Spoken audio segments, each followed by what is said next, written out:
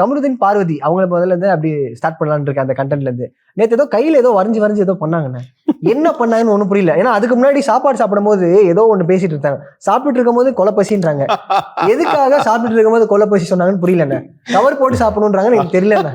அதுக்கப்புறம் இப்ப கையில வேற ஏதோ வரைகிறாங்க. என்னடா வரைஞ்சு எந்த பொருளையும் கவர் போட்டு சாப்பிட முடியாதுல்ல. ஆமா ஆமா தெரியல, கவர் எடுத்து தான் சாப்பிடணும்னு தெரியல.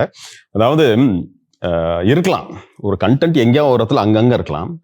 டோட்டல் சீசனே வந்து ஒரு மாதிரி கண்டென்ட்டோட விஜய் சேதுபதியும் சொன்னாரு சின்ன பசங்களும் பாக்குறாங்க அப்படின்னு. ஏன்னா எங்க வீட்லயும் என் பொண்ணும் பார்க்கும்.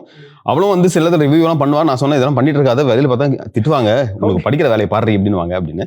என்னன்னா சின்ன பசங்க எல்லாம் பாக்குறாங்க. ஐதர் சின்ன பசங்க பார்க்கலனா கூட இப்ப தூங்க வச்சுட்டு கூட வீட்டுல பார்க்கலாம். ஆனா மொபைல்னு ஒண்ணு இருக்கு.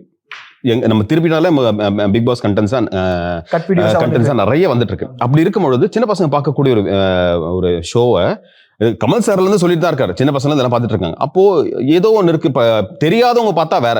அப்போ குழந்தைங்களும் கூட யோசிக்கும், இவங்க சாப்பிட்டுட்டு தானே இருக்காங்க, என்ன சாப்பிடுன்னு சொல்றாங்க அப்படிங்கிற மாதிரி யோசிக்கும்.